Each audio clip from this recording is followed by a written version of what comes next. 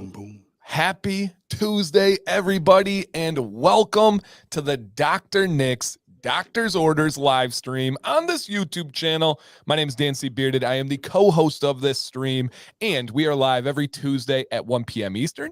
I encourage and invite you guys to hit the thumbs up, the like button, and if you want to share this out to some friends, we love having people live in the chat, but it's also a really good kind of replay show to listen to podcast style or just kind of kill some time during the day, especially today, kind of in that interview setting. We do have a guest. We'll introduce Mr. Greg in a second here. But before that, we got to introduce the other co-host, the mostest, shows up, rain or shine. We have the Mr. Nick Phelps, and I am saying Nick Phelps on purpose today, and that will kind of make sense a little bit later, even if Nick's like, I don't understand what he's saying here. But you're saying my full name like my mom when she's mad at me. It is his government name. I am going to go there today, and so I would like to welcome Mr. Nick Phelps. Nick, how are you doing today?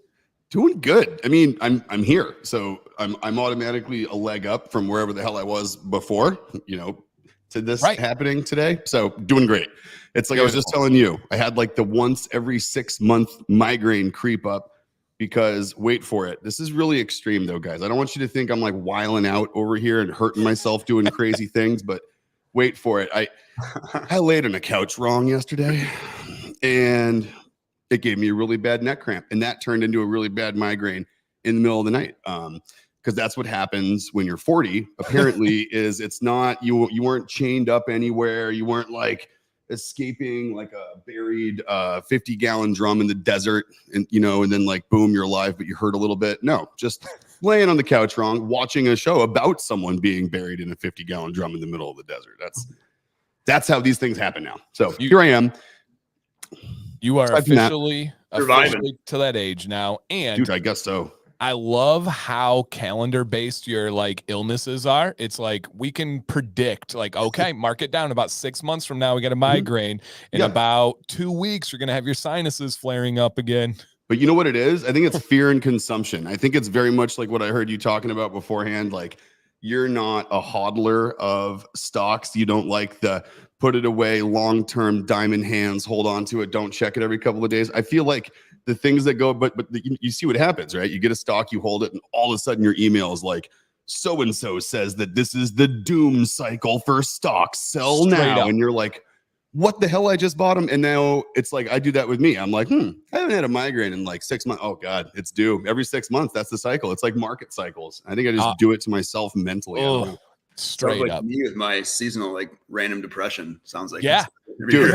And I actually am curious about that with you, and then I'll try to touch on that later with like the differences of like Michigan as compared to Arizona and the the sun and stuff.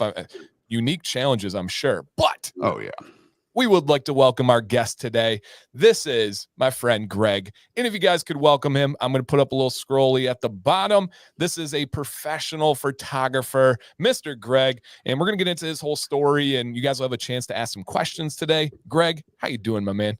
I'm doing good, man. I'm grateful to be here, especially on this platform with somebody who I went to high school with. And so it's an honor, man. And then to meet Nick and get to talk to him a little bit before we started. This is just a great platform, I think, to have an awesome conversation with guys. So awesome, man. Well, we appreciate you taking time out of your day. In the chat, just so you guys know, this is actually Greg's first live stream. He's done like one other recording, like a pre-recording before, and this is the first one. And if you've never done this, which many of you have not, it is definitely nerve-wracking when it's especially early on and you don't have control and you're like, I don't know, the internet's wild and stuff. So let's make sure we go easy on Greg here. And I did link his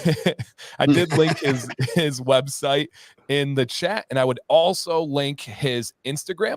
So if you guys don't mind, there's a direct link in the chat right now. If you guys have Instagram and you like photography, give that a click. It's 100% free to follow him, and it would be pretty cool. He's actually, Greg, I don't know if you didn't realize, but you're creeping up on 10K on that IG. You're at 9.5 right now, so that'd be cool to make a push. Yeah, I mean, it's awesome. I mean, I love growth in general, so it's great to see. I mean, I try not to base my my worth on followers and likes, but I mean, I definitely enjoy a lot of the human connection that comes along with it, and the people that actually reach out and communicate with me through the process. So yeah, no, it's amazing seeing something that I wholeheartedly have passion for, slowly grow over the last 4.5 years. So love that, dude. And this is Jill, aka Nick's other half, and the co-owner of Dr. Nick's Amazing Man Stuff. So she's kind of an expert in beards. I mean, I have a long way to go to, keep up these guys, but I think I'm at my limit, to be honest with you. I don't know if I can go longer. I just feel like this is my comfort zone, I guess, but who knows? No, dude, I love everyone's that. got their own comfort zone. Like everyone's got two things. They got terminal length and comfort zone. And I feel like your beard is going to find its place somewhere between those 2 points. I thought, yeah. Right. Yep. No doubt. So you're telling me it's a little bit longer is what you're saying. Dan said it, not me. I say whatever gets you happy, man. There's an ass for every seat, right? Now, this next comment doesn't seem like a transition, but it will be, I promise. This is my buddy Scott. He says, seriously can't stop smelling my IPA oil. Got it sitting next to me on the couch so I can keep taking whiffs of it. How cool is that? Also, I was posted on social media today. He has that because another community member purchased it and sent it to him because they wanted to hook another person up because they believed in Dr. Nick so much. That's awesome. That is amazing. And so stay tuned because we were just looking once again, and we think we found some good ones for the Reed diffusers that we're going to take and, some of our popular scents in for your room. So if you're keeping just IPA around to give it a whiff every now and then, you're going to be a candidate for our room scenting essential oil diffusers. Love that. Love that. Now, the transition is Scott lives in Michigan and is a buddy of mine. And Greg used to live in Michigan and now he's in Arizona. What, just real quick, and we'll talk about like military and some other stuff in a bit here. What are like some of the like biggest adjustments you make from Michigan to Arizona? Obviously seasonal and the climate, but just how different is it with that big move? Because I've never lived outside of Michigan. Now, a random fact about Nick has lived in, was it 36 states? No, I've lived in like 30. We figured it out. 36 houses. Oh, across, houses. Yep. It was like 12 or 14 states. Yeah, something crazy. So, Greg, what is that like reflecting on Michigan versus Arizona? It really all just comes down to the economy. Really, I just found a more movement and stuff happening here than I did in Michigan. Like I just felt very stagnant there. I didn't see much growth in myself. But I mean, I'm not blaming Michigan per se. I mean, it's always been me, but I think just moving to Arizona and disconnecting from what I was so comfortable with, which was Michigan in my past and my comfort zone. But I just think breaking free from that and going to something new, and then having Arizona, which is just extremely biodiverse in its landscape and environment. So it's just been a beautiful place to just explore, like I know Michigan has its beauty and everything like that, but Arizona and the surrounding states down here in the Southwest has become something more to me than I can explain. So Michigan definitely has its place for me, but Arizona has allowed me to like flourish, I think. So I can see that down there, man. I mean, I can't say it for anybody else. The heat, if you're talking weather, it takes a few summers to really get adjusted to. Wow. Summers can be very brutal. Actually, like people think, oh, like, in Michigan, you don't have the sun, so you fall into seasonal depression then. But a lot of people actually here in the summer, they fall into seasonal depression here because we're stuck inside in air conditioning all day. So, so like it's weird. Yeah. Where are you in Arizona? I'm right in Phoenix. Yeah. Okay. I'm right on the border of Phoenix and Scottsdale. Like so I have some really close friends out in Phoenix and I visit them, and then I do a lot of work out in Scottsdale, like in the Chandler area, kind of like right near Scottsdale, I guess. So I stay in Scottsdale and then drive and work in Chandler because who the hell wants to stay in Chandler? But it was awesome. There's actually some beautiful. I've done some family photo shoots out in Chandler. There's some beautiful parks. There is like Camelback, like that whole area right there, like the Saddle area and Flatiron. That's like north of there. It's like you got some really. Have you ever hiked Flatiron? You ever hiked up to the Flatiron? Oh yeah, I've hiked all of Flatiron. I got photos of me with my legs dangling off the edge of Flatiron. Like that's a solid hike. I like that one, dude. It's a super solid hike. We left at I think we left like Chandler at like 4 a.m. and we got like halfway up Flatiron when the sun was coming up. So like we had to do the first part by flashlight through the desert. And then my buddy Paul and I, one of my business partners, and it was awesome. There was so funny though, because you're at the one side and you can see people sitting over doing like the thing where they're like, because I mean, guys, this is like, I don't know if you've seen photos of Flatiron, but it's literally like a mountain and it goes off to an edge that kind of cuts in and then drops off. And you can sit on the edge of this thing, couple 1,000 feet up, just feet dangling, and there's nothing there. And it was the funniest thing when I go up to the edge of this thing. It's hilarious. I actually got close to it, and I was like, okay, I'm just going to walk up to the edge and sit down and dangle my feet. And then I got close to the edge, and I'm like, I'm actually going to crawl my way out to that edge. I'm going to kind of just crawl. And then I got really close to the edge. And I'm like, actually, I'm just going to kind of scoot on my butt toward the edge a little bit. And so I was the guy totally like getting close and being like, no. Mm-mm. And then like I'm exactly the same way. Like, so if you guys ever see photos of me on clips or anything, like I look cool, like I'm actually probably super. And it took a minute to get there. Yeah, no, that's terrifying. Greg, I don't know if you've ever done Pictured Rocks in Michigan. Pictured Rocks. I have actually never been to Pictured Rocks. Man. I mean, maybe drove by. I mean, isn't that on the way up? Is that Munising? Where's it at? Yeah, yep, exactly. Yeah, okay. Munising, and then just keep going for a little bit. But yeah, right there. Yeah, no, I've actually never been to that location. I'm planning to for photography at some point when I get back. Oh, it's unbelievable. Me and my wife, I'll show you guys some pictures. We hiked it this last summer. Yeah. And awesome. Dude, we want to go. Oh, it is unbelievable. Like unbelievable in these cliffs. Drones? Can you fly drones there? I don't know. That's a good question. Is it a state park? It is a national lake. It's the first ever national shoreline. You probably can. Oh, and it's on the National Park Service website, so guaranteed no drone. Right. Anything you ain't phone. Even though no drone.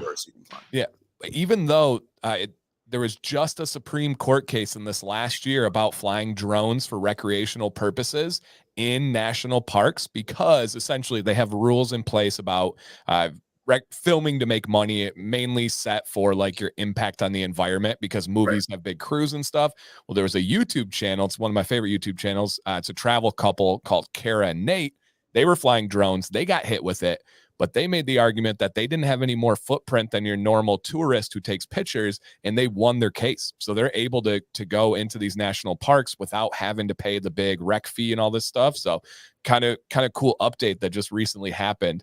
And it just has to do with like how much equipment you have. Yeah. Interesting. Yeah, I need to look into that. Yeah. So anybody with recreational back.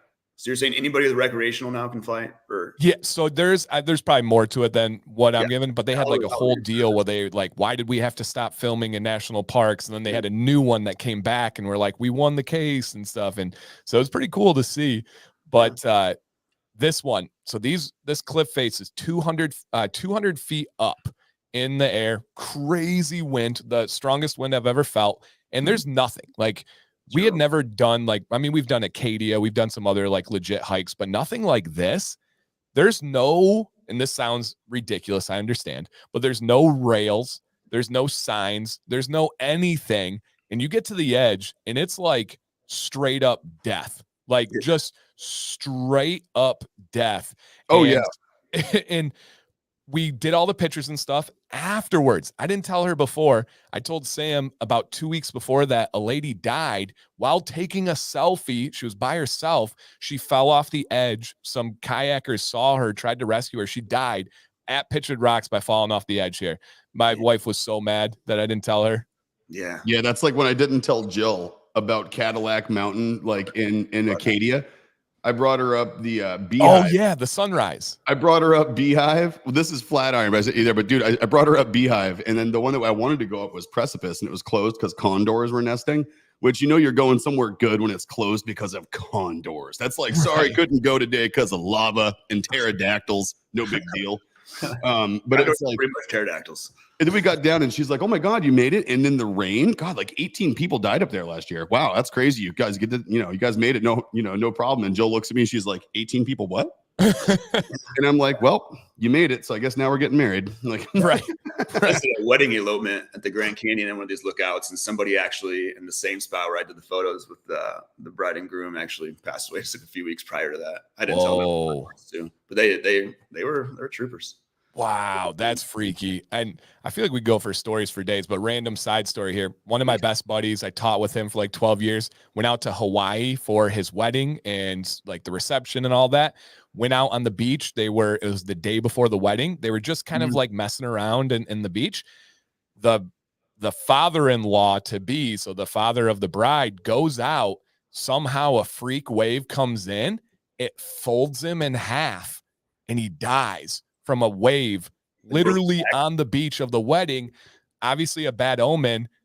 The marriage didn't even last a year after that. And it was like, whoa, I didn't even know waves could do that, but it folded him in half. Like, oh, dude. Probably broke its back or something. Yeah, is that what happened? Yeah, yep, 100%. So that was brutal. And like oceans, man. Even though man, and I do have to say, I do have to say here, several people have commented. Greg's got a voice that was meant for podcast, and I was about to say the same thing, dude. They're saying you're a natural, you're smooth as butter. Oh gosh, I'm here to stay, guys. Thank you. Yeah, no, it's awesome. And our guy, Jacob, who makes some leather work and works with Nick on a bunch of stuff, says he was born in Arizona and then wants to know if you've ever done any work in, I'm not even going to try to say this because I'm going to get it wrong the first time. Suarita. Okay. Ever worked there? No, but I've been there. I haven't done any work down there. Okay. That's just south of Tucson, right? Or no? Oh, no idea. I'm waiting for like an instant response from him. Like, I'm saying it like thinking he's just gonna comment right back. And I love doing that too. I'm like, wait a minute, what do you mean by that? Yeah, right. That is so funny. Forgot that is. Yeah. Waiting. He said yes. Got it. I'm not actually, so I can. Okay, I didn't have the comments up. That's why. I'm just. No. You're good. All right. Love that. And G Squared, our guy, says, so excited to see this. Photography has been my hobby side hustle since I was right out of high school. Made it legal when my wife and me took it seriously and did weddings for years. Okay, cool. Yeah, I just started weddings, man. That's a whole other beast. So it's definitely those expectations, those are hard to deal with. So dude, I love my nature and wildlife, but I can't survive without working. So I have to. But so weddings, I'm great at them. I love them. They can get stressful, man. So dude, they can, because of like, in the question that always, for me, I would always think about making my heart sink too, would be like, end of the night, it's getting to be like, things are winding down. And then you get like the bride or the groom or the mom or someone that's like, oh, did you get a shot of the blah? And they ask you about a moment that can't be recreated, that only happened once. And you're like, the what? And it's like, to me, like that, the potential of that even happening just freaks me out. Like, I'd be so nervous I'd miss like a key moment that they'd want, Yeah, that's why it's important to at least have like a second photographer, somebody there that, just as at least getting other moments from other perspectives, just in case. But sometimes it's not possible too. So we had my good buddy Tom Couture do our wedding, and he nailed it. And like, he came by himself. He's like, do you want an assistant? Do you want that? I'm like, no. I'm like, I want you to come down, like, the day of, hang out, feel like the vibe, hang out afterwards when you put your camera away, like hang out, party, like, you got a place right nearby. So he was kind of like part of the whole thing. So like, he's a good friend. He knows a lot of people. He knows us really well. And so he was kind of like, he was around for all of it. But if it wasn't someone that you knew like that, you know what I mean? Like, you would, you'd have to have like a few different perspectives and a couple cameras walking around. Yeah, like I did a good friend of mine's wedding just in Sedona back in this past October. And it was, even he wanted me to hang out afterwards. But man, when you're going from 8 a.m. to like after they're like done, because you're trying to get the whole prepping, you're trying to get all the prep for the wedding, all that, all the way through the day. So like by the time you're done, like I can't even feel my legs. I had no, and I probably haven't even eaten. Like that's what I do when I'm working hard and I'm like really in the zone. I like forget to eat. Like it's weird. Like I'll drink water and stuff like that, but like I'll go all day, and then like as soon as I'm done, it's like all the stress and weight just like falls off my shoulders, and like I get like super hungry. Like it's like I see everything known to man. I'm like driving hyper focused fast food place. Like but that is awesome. Now, I think it's time to get into some photography. So what I'm going to do is I'm going to set up Nick first here, because I don't think most people in the chat have any idea of Nick's background in photography. And so we'll touch on that, and then we'll get into Greg. And so you guys can kind of have the photography kind of conversation there. So I'm going to show a couple things, and then Nick, I'll have you kind of take it from there. And this is from the Dr. Nick's Instagram. And this was, I believe, last year. But did you guys know that Nick has been doing photography for over 25 years? He's won 2 fine art golden keys in Boston fine art competitions with darkroom prints. And what he is doing everything now is all digital. And this was one of his first installations. And you can see some of the work here and some of the photos that he has. Pretty dang cool. So Nick, what's been your background? What's been your experience with photography? And please don't be Mr. Humble here. Let the people know. Dude, well, I mean, in front of someone who actually knows what they're doing here with Greg, I have to be extra humble because we're going to look at his stuff after mine. Good job starting with mine. So we didn't have to go downhill to mine after his. So, it was funny. Like photography it was so fun. I got started in high school. So 9th grade high school. It was the year we moved from Kauai to Massachusetts. So I just left the island and was the weird white kid that moved there from Hawaii that had like a 9 Inch Nails t-shirt on and long gelled red hair with lots of piercings and pants with safety pins in them, showing up at a school in Newton, Massachusetts. And I was like a fish out of water. I mean, there was, I wasn't surfing. I wasn't hiking. I was wearing shoes with socks, which was just like, I didn't know what to do with myself. I was so out of place. And one of the extras one of the electives I signed up for in high school there when I registered, it was like my birthday was the first day of school too. So it was like, happy birthday, welcome to the cold. You don't know anybody and you're not on Kauai anymore on top of it. So I showed up to this class. It was full. I even forget what it was. But then they were like, the only class that has this time slot that works with your schedule is photography. And I was like, fine. All right. Sign me up. And you can tell what kind of an impact that had on me because I met my first photography teacher, Bob Bouchard, Mr. Bouchard. Dan can validate this. If you ask us the name of any teacher through our whole school career, we don't remember them. Like, we're not those people like, oh, Mrs. So-and-so in 5th grade really changed the way I thought about blah. No, I don't remember them. Dan doesn't remember them. So I know I'm not weird. Like, I don't remember stuff like that. I remember 2 teachers' names, my super hot math teacher in 10th grade, Mrs. Miller. And I remember my awesome photography teacher in 9th grade, Mr. Bouchard. And he changed everything. He got me into the rest of school so that I was still allowed to do photography. Like, he would come and find me in the parking lot smoking cigarettes, being a delinquent when I was supposed to be in history class, and he'd make me go to history class. It was like he was one of those guys, and he literally I think changed a bunch about the way I viewed a lot of things. But he got me super into black and white darkroom work, and unbeknownst to me, toward the end of 9th grade, it was a seniors competition, and he filled one of the seniors slots that he was given from the Boston Fine Arts competition and filled it with my work without me even knowing about it. And I won that one year. I won 2 golden keys and an honorable mention. And I had 4 entries and 3 of them won awards. Wow. And we had to go through this big, long fight because I technically wasn't even supposed to be in the competition. So they almost withheld them because I wasn't a senior. I was a freshman. But that literally did it. I mean, that made it to where I was off to the races, and it was just something that I kind of stuck with for a really long time. And I did it as a hobby, right? And I did black and white as a hobby. And then fast forward, a lot of years, I became friends with the lead singer of the band Guar, Dave Brocky. And I was just kind of playing with doing some shows and doing some photography. And Dave was like, well, why don't you shoot one of our shows? And I was going back and forth with him, and he gave me photo passes to his show, and I went and did it. And that's kind of what got me hooked on concert photography. And it was kind of funny because it was quite the intro to concert photography, right? Because shooting a Guar show with fake blood flying everywhere is not like your typical shooting a concert nice and dry in the photo pit, getting drenched. And of course he knows me. So he's following me around with this fake blood hose, just splattering me, laughing while he's on stage singing. And so that this was, that's kind of where it was for a long time. And what happened, I guess, is I ran out of time for the editing. And it's I didn't have the time. I had the time at night to shoot the shows.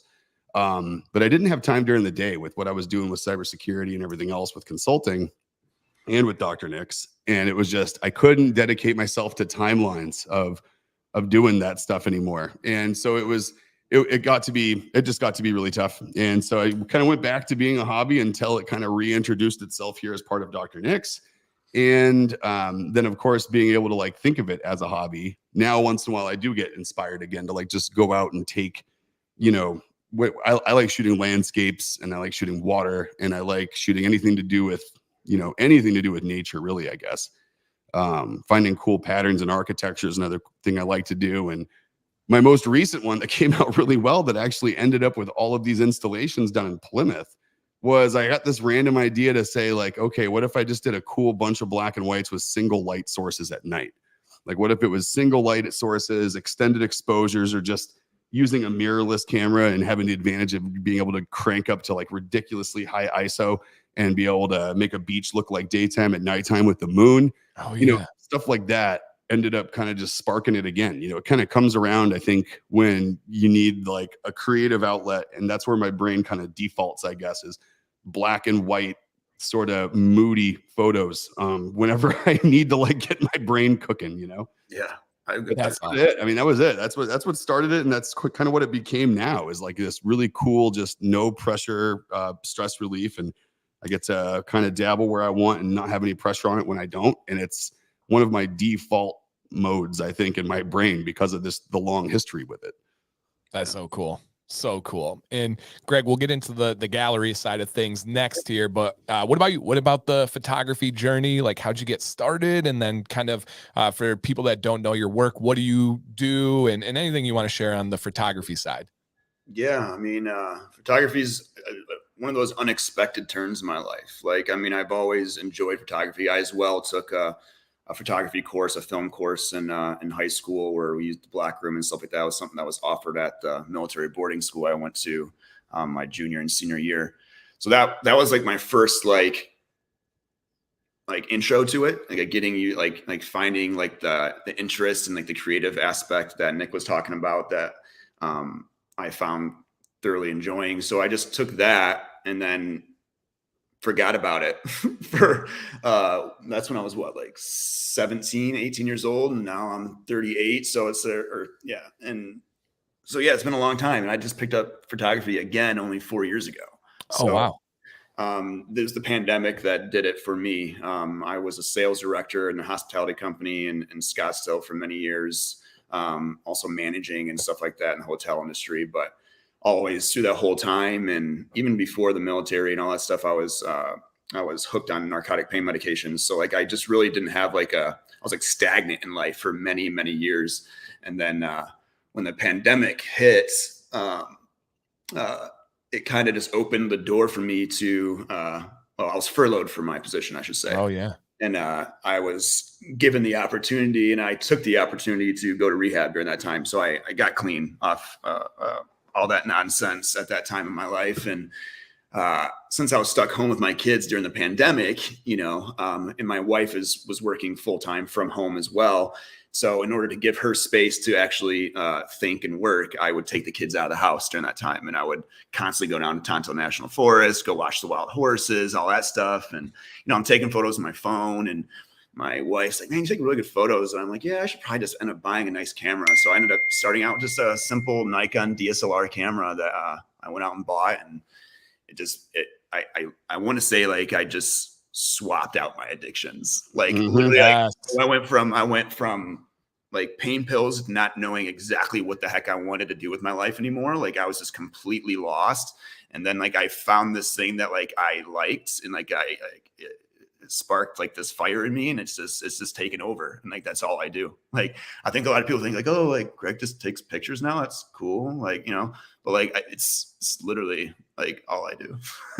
So, but yeah, I mean, it's just slowly has turned into more than, I mean, in the last 6 months, me and two other photographers, Sal Giudice and Juan Loza of Loza Photography, started a company called Gallery Canyon. So now we sell prints and stuff like that for artists across the country and across the world. So we're slowly starting to grow. We're just opening and just starting. So this is, it's just a process. And in regards to what I take photos of, landscape and wildlife is my passion. It's what I like to do. That's where I find my peace. That's where I find like the anxieties and the stress and all the fears and everything that I have every day, all day long. But as soon as I go out there, it's like, it's just gone. Like, right in the moment and I'm completely present. So, but that's not all I do. I also do, I do lifestyle photography, corporate photography, marketing, branding. My goal is to not say no to any niche of photography whatsoever. I love the idea of what you're doing with, gallery canyons too. I'm checking it out. And, what's neat is like, you see what kind of, it's cool, but it also sucks. I mean, being a photographer and doing someone with prints, you've clearly been hit up by like the art storefronts of the world and those places that want to, let you have a turnkey solution to turn your photography into money. Right. Yeah. But I think how that works. What's that? You talking about like the companies that try and get you. Wait, sorry. I think there's people that get you to like try to host your art like on their sites, and they claim to like let you start a whole e-commerce business, and people can print your stuff on anything they want and order it from their sites, and it's just it's the whole thing where it's like 2% of the people that work with them probably do 90% of the business with them, kind of a thing. But it's like, do your own work and then start something like this where you're taking other work that you like and people that need to get their stuff into a physical form and giving them a way to do it. Like, that's awesome. Exactly. And that's what's happening in our world. Like the art world's becoming so oversaturated, especially with AI and like social media and everything like that. Everyone's just like so quick just to throw stuff online. And I think there's so many amazing artists that are out there in this world that don't know that there's other ways to express their creativity and to maybe possibly seek freedom from that. And that's in order to like break free from like what you might be doing on your side. A lot of people that I see that are amazing, like top end photographers, might have this full-time job on the side that's just draining every possibility from them.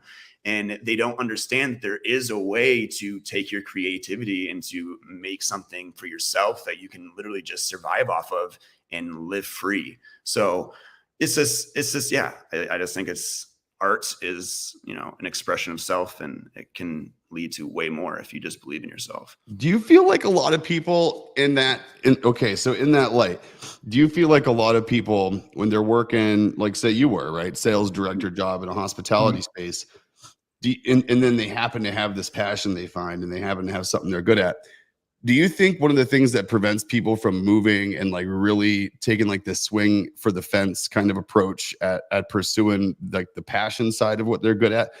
I feel like some of those people feel like everyone is good at something like that. And then if it was possible, why the hell isn't everybody doing it? Whereas I think a lot of talented people like really don't realize that the talent they have isn't something that everybody has. Like, it's right. Not everyone in the world can be like, well, I don't want to work at T-Mobile anymore. I really want to go do X, Y, Z. Right.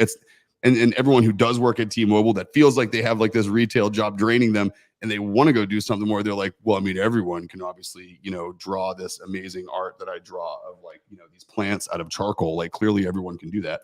and like, they don't, you know what I mean? It's like, they don't value their talent because it's been devalued for so long. I feel like that's given them the mindset that, okay, well, everyone must have something like this. And if it was so easy, everyone would be pursuing theirs. Right. Yeah, I mean, it's just the global scale of what you call insecurity. I mean, I think every human on this planet is just extremely insecure.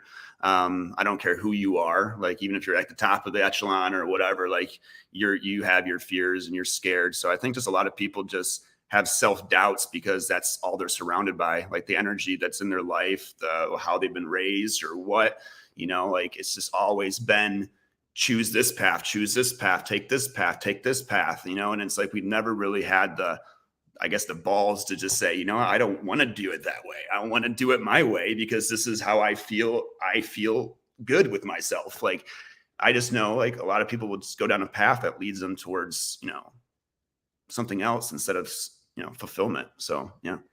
Oh, yeah. And speaking to John took me back. John asked the question. I saw that. So what photo gave you the confidence to say I can do this for a living? Was there like a memorable point? I wouldn't say a singular photo. I would say honestly it would be in my clients. Like I had a few people that believed in me from the very beginning for like this guy Howard Gossick. He's the owner of Blue Lion Pedicab in Phoenix. He has pedicabs go all over downtown Phoenix and give people rides, and very, very successful. He also markets other companies and organizations and events all on his bikes and all that stuff and all over town, and golf carts in Old Town Scottsdale. So he brought me on, and at a very, like, when I first started, and it just, I think just working with him and getting out and growing with, like, you know, other types of jobs and other companies, like I would get the chances to, you know, for instance, I was taking photos at the Waste Management Phoenix Open, you know, I was doing stuff like that. So it gave me confidence. So I'd say it's more the experiences rather than a singular photo that gave me the confidence, and the constant experiences. Because I refuse to say no anymore, because I would always say no due to my own anxiety and my fears. So I'd always say no to everything. And like, oh, I can't do that. I'm not going to do that. But now it's just kind of fun for me. It's like, well, if I feel that fear, that anxiety, it's just like my own body telling me go get it. So like, well, that's it, dude. If like you start any new endeavor, I'm a big proponent of this. Like if you start any new endeavor, or you wake up in the morning and you're not just a little bit scared about the decision you've made to wake up that day, you're not pushing yourself as much as you could.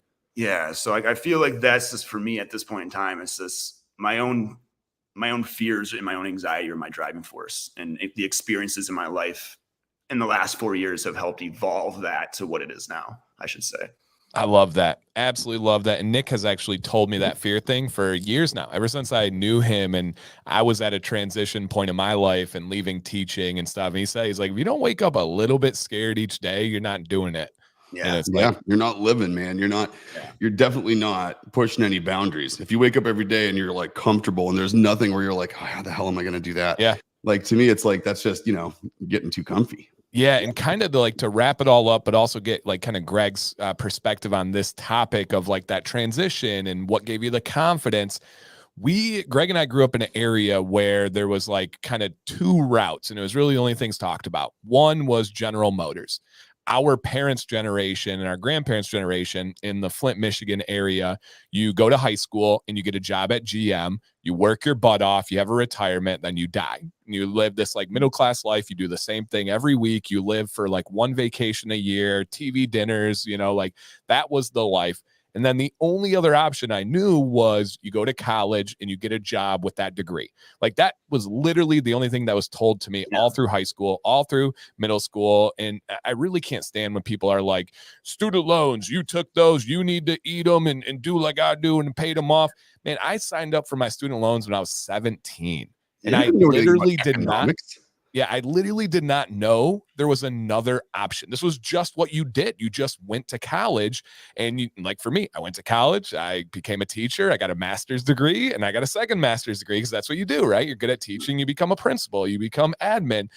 And now that I've stepped outside of that circle, it really like hurts my soul to look back into it and to see how trapped people are. I'm not kidding, guys. And this is not like a good thing. I don't recommend this to people, and it probably won't even come off well.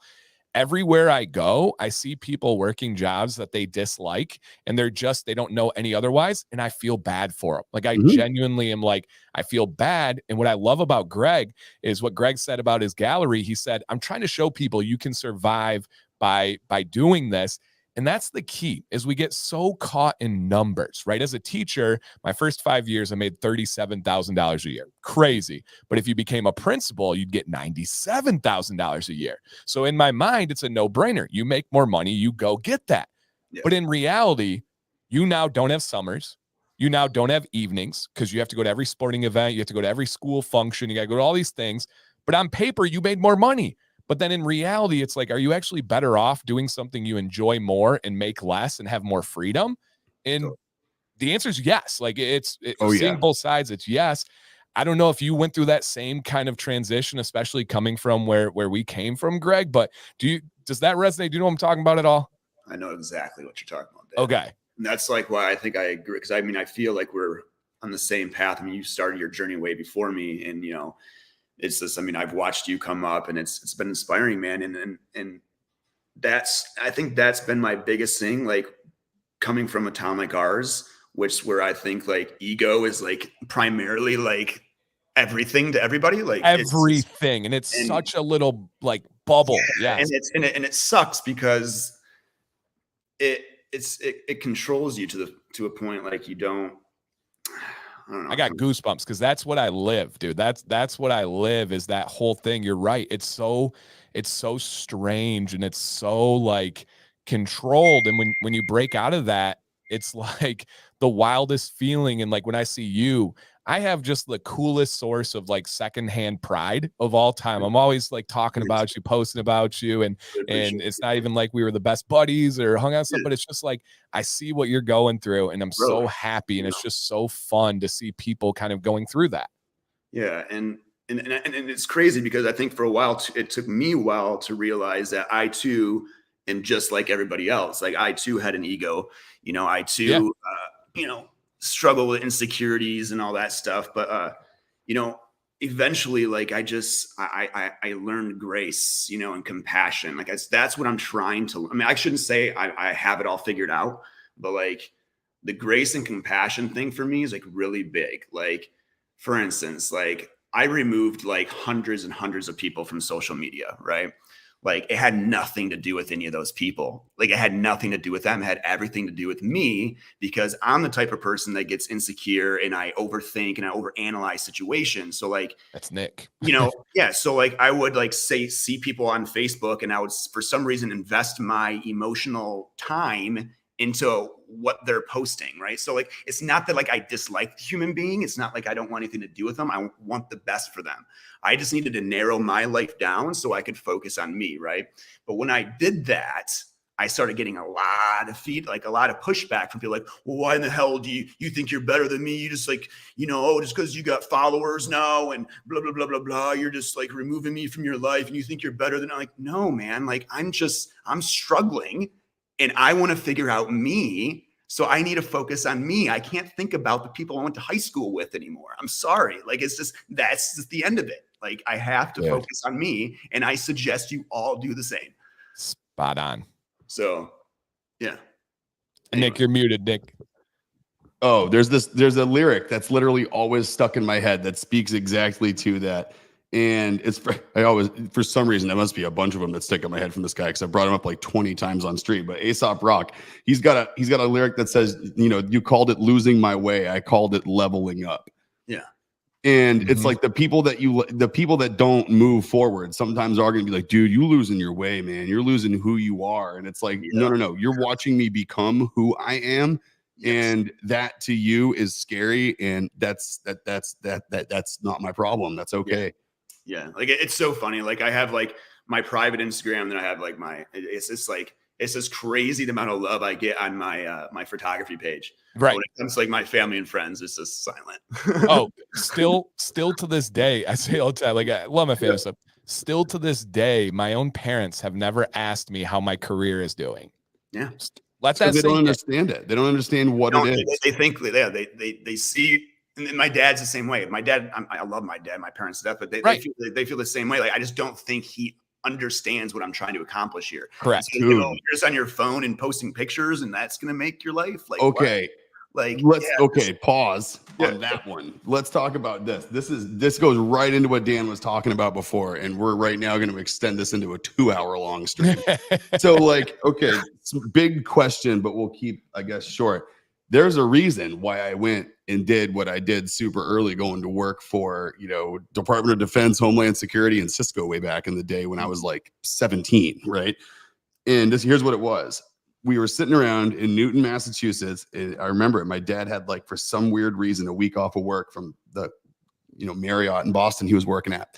And he's like, and we're talking about school, and he's like, so you're literally failing at everything at school. Like, what do you actually plan on doing? Like, what are you doing? And I'm like, obviously I'm going to do photography. I'll be fine doing photography. That's obviously what I'm going to do. Yeah. And he's like, perfect. So he grabs a newspaper, and I'll never forget this. He puts it on the coffee table and he lays it out, and he's like, find me a photography job. And I was like, because he's from the 50s. That's where your jobs, like one ad, that's what you did it. There was no career in the semblance that we've put careers together to like do a collection of things that turn into one thing. Yeah. There needs to be a need, and you need to fill it, and it better be in black and white in the newspaper, or it doesn't exist. And a salary. Literally, that's what we did. We looked through the newspaper, and clearly I couldn't find one. And the Boston Globe newspaper is like one maybe, and it was for the newspaper that I was reading. And so he's like, so what was plan B? And I'm like, well, I guess I could always fall back and do, the computer thing and do, cybersecurity, since I've proven to be pretty good at breaking those things. And he was like, perfect, let's find a tech job. And there's like 3 pages of them, you know? And he's like, you're never going to succeed doing something that you need to keep as your hobby. Let this 2 pages of jobs fund the money that you need to keep that as a hobby. That's all it's ever going to be. And it's so weird because like of all the things I didn't listen to him for, I listened to that one. And I literally somewhere in my brain from like right then at 15 until I was like 35, like 20 years later, you know, it was like, I never even reconsidered it as like an option that like, you know, I was like, wait a minute. I got a piece of really bad advice a long time ago that's kept me in like the corporate prison for way longer than it was supposed to. Yeah. Oh, yeah. That's what did it though. It was the same thing. Like your dad, it was like, he'll never understand it. And like, I think mine didn't understand what I wanted to go do. And just like, for some reason convinced me that wasn't an option. Yeah. I mean, I think they'll eventually understand, but they will. And they do. So in that time, that's where I'm saying, like, I just got to watch myself. Cause I mean, I do think for a period of time, I was getting resentful towards people, and obviously resentments kill addicts. So I try to release my resentments, and I try and talk to people and tell people how I'm feeling more than I ever have.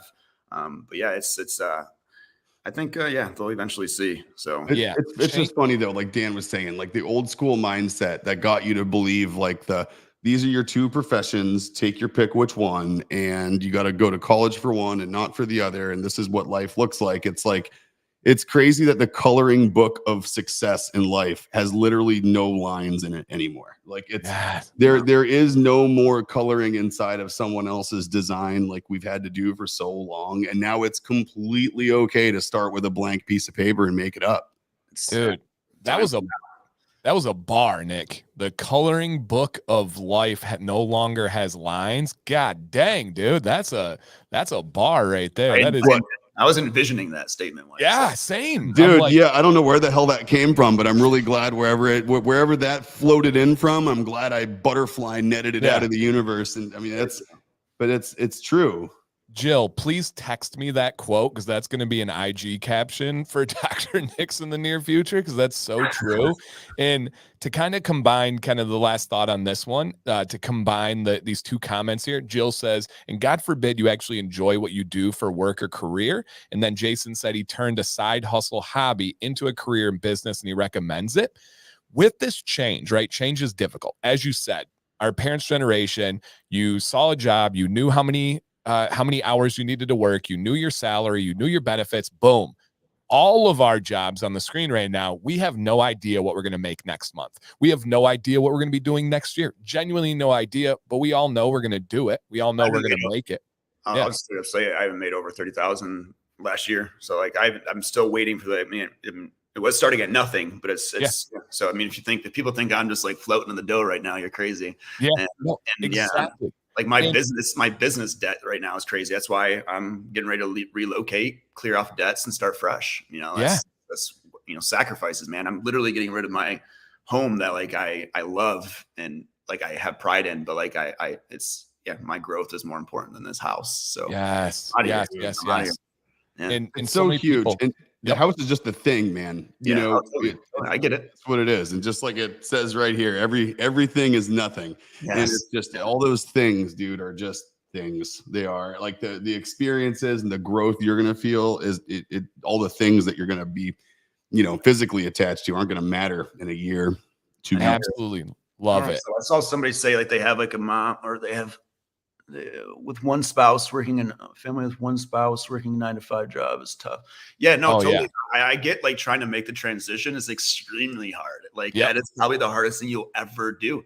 I don't know. I don't understand the question. I don't know if you have a husband or whatnot, but yeah, like I have a wife and she works. So, I mean, I guess I can say like I have had assistance through this process. Like I haven't been alone. My wife is hands down my everything. And she has made sure that, you know, I mean, it's not like I'm not working, I'm bringing money, but she has a consistent income, and it's allowed me to kind of just go and do my thing and grow. And she's fully supporting of that. So, I mean, I guess there's a few factors now. You need a supporting spouse, and you need to have extreme self-confidence and just go for it. And just not have any fear. And it is. And you got to do it in parallel sometimes. It's like you have to work once in a while. You have to, unfortunately, work yourself to 150% before that 50% over the 100 can start taken away from that other 100% of effort you're putting out. You know, it's like if you're 100% at your job, it's like you got to be 25% of that effort starting something, and then eventually you get to like that. Holy crap! I'm working double the amount of time I could. I'm doing 16-hour days. I'm 200% utilized. That's when hopefully, you know, you can cut off that other 100% that's not contributing to anything good, and then just you start driving the other one. And it's like you have to do two things in parallel. You got to have like a leg in on both, you know, trains, and then kind of jump over to one as it starts making the fork in the road away from the other one. You know, about 6 months after I got out of rehab and all that stuff, and I had some clean time, and I ended up going back to the hotel as a sales director and worked there 2 days a week as a front desk agent. Okay. So like all the people that I was in charge of are now in charge of me, you know? So like, there's a sacrifice you have to go for. Like I only did that just to supplement some income. So we had some money coming in every week, but I mean, it wasn't much. It was like $400 or something like that every couple of weeks. Like it was just something, you know? And you know what though? Someone there got it. Someone was like, oh, I see what this guy's doing. He used to be my boss, and now I'm telling him that someone left his keys out in the pool. I'm jealous of this guy. I know exactly what he's up to. Yeah. No, spot on. You rarely see those sacrifices that are made, and the work, and people never, like on my end, they never see it. And I'm not showing them, you know, it's you want to try and make it look easy. And I think everything we're talking about right now answers Banana Goat's like question in kind of our roundabout way. He says he's got a set of skill. He's got a lot of skills and have been trying to narrow it down a path to start something along the lines of his own business. Any ideas from either of you, specifically from saying like, hey, I have some ideas, and then into practice? I think step one, like we talked about, you still gotta cook the bun that's in the oven, right? You still got to be able to survive. Work that while you're starting to build the other one. Nick, any further advice here for Banana Goat? Dude, that's it though, man. It's like if whatever that other thing might be, you need to start letting it compete, right? Yep. I don't know. So I don't know anyone personally. Actually, I do. I know one person that did this. I don't know many people who have like decided to stop doing what they're doing, figured out what it was, stopped doing something, and then started doing something else and didn't have to go back to what they were doing.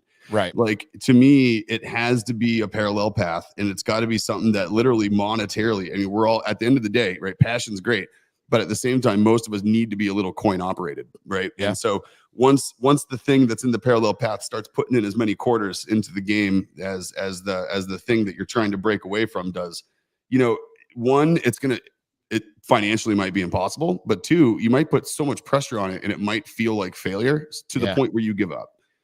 And to me, it's like you need to expel the effort before you put on the dependency on it, because the dependency comes stress and everything else around it. And you don't want to muddy the waters and figure out which piece isn't working, right? Is it motivation that's not enough? Is it the thing that's not enough? It's like the two have to kind of be in parallel to each other, and you got to let one overtake the other. And then when it does, it might be a little tight for a bit, but you know, it's possible at least and viable. Yeah. Yep. And then I'll hear from Greg on it too, but that was kind of mine. Teaching and channel, that's what you did. They were both causing for more and more demand, and it got to a point where literally my schedules could not coexist. If I wanted to keep growing this side of things, I could not go Monday through Friday every single week and dedicate that time and coach, because I couldn't survive just off teaching. So I had to coach, I had to tutor, I had to do all these things. At one point, one of them had to go, and it was like, am I going to take the safe route and risk my happiness, or am I going to take the risky route and chase the happiness? Where's the real risk? Happiness or that income? And I'm so glad I made that choice. And Greg, I don't know if you have anything to add on this, from ideas to practice.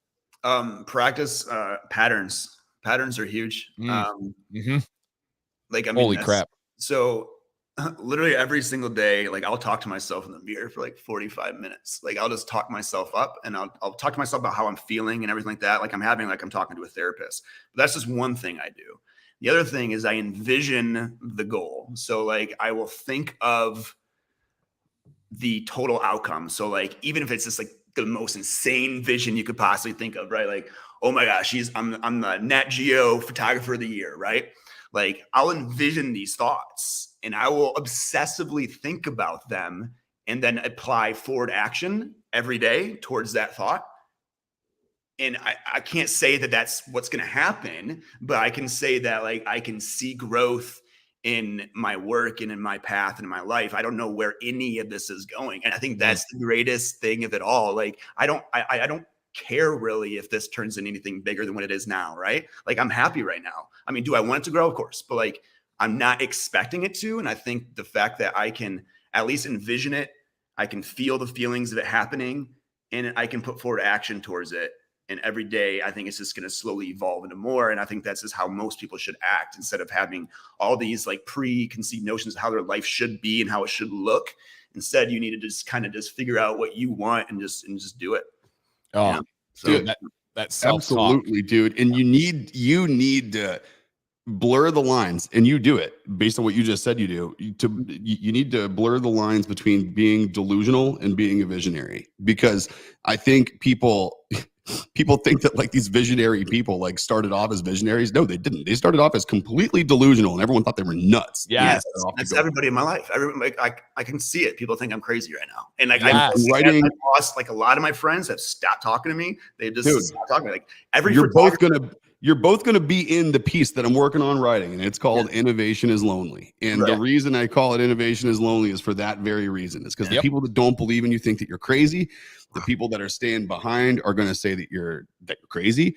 There's going to be a lot of people that say, well, that's already been done before. How come no one else is doing it if that's going to be so easy? And all these other things, right? All these reasons that you hear in the creative world, why not do it? And that's what makes innovation lonely. What you just said, I mean, is one of the building blocks of exactly what I want to write about, which is that problem.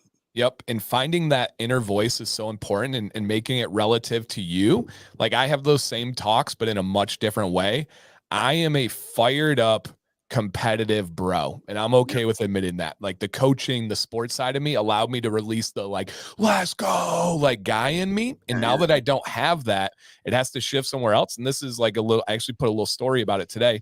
I have a conversation with myself every day when I look at like my to-do list, and it can be vast. It can be freaking like intimidating and scary. If I look at the week, it's even scarier. If I look at the month, it's freaking terrifying. But what I tell myself is, I say, you are a bad man. I said, no one will do this. And I get a little sick pride, and no one ever sees this. Like, the stuff that I do for 90% of the day, no one sees. The end product of YouTube and my Instagram and stuff, that's maybe 10%. Maybe I'm probably being way too tip of the iceberg. Yeah, it's so little. All the other stuff, no one knows, and nobody knows, but also nobody sees. And I use it as competition. And I literally say, no one's doing this. No one's going to do that. And it like pumps me up. Not that I actually think anybody's going to do it, or not that it's a competition. I'm not thinking of anybody in particular. I'm just like, I'm doing the stuff that nobody else is. I have that inner talk every day. And I think if people saw me, they would think I was crazy, that I actually say these things, but I need that. I love that. And yeah, Ted Lasso actually changed my life. Like, the greatest show ever, all because of that. So yeah, everything you're saying. The monster in the mirror thing, I love it. Where she's like, I go in the mirror and I make myself as big as possible and I roar into it. I'm like, oh God, I love Elizabeth so much now. If anybody out there has not watched Ted Lasso, please start it this week. Please start it this weekend. He even lines like, be curious and not judgmental. They run through my mind every single day. Be curious, not judgmental. And like, man, you're like a wigwam and a teepee right now. You're 210. It's so good. Like, it's so good. And what I will piggyback off you just really quick. Yeah, hit it. Is the competition thing. Like, I've noticed in photography world, that was like the hardest thing for me to get over, was like seeing other photographers that just had amazing photos and me thinking, I'm never going to get there. I'm never going to get there. You know, so like, I had to like really change the idea of how I was looking at it all. Like, it was like, okay, I'm looking at these guys. So now it's like, no, like, they inspire me. They don't make me jealous. They shouldn't make me upset, you know? So like, now it's like the only thing and the only person I compete with is my last photo. That's it. That is it. It's good. Dude, that's huge. So true. So true. And there's such an amazing feeling in wanting those other people to win as well.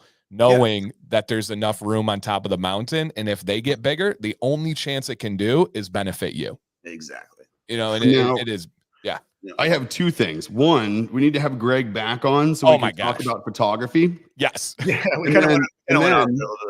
Like, we knew that wasn't going to happen, obviously. and then what I wanted to put in there dude, this killed me. And the reason it came and killed me so good is because of where it came from. It wouldn't have happened without all of this.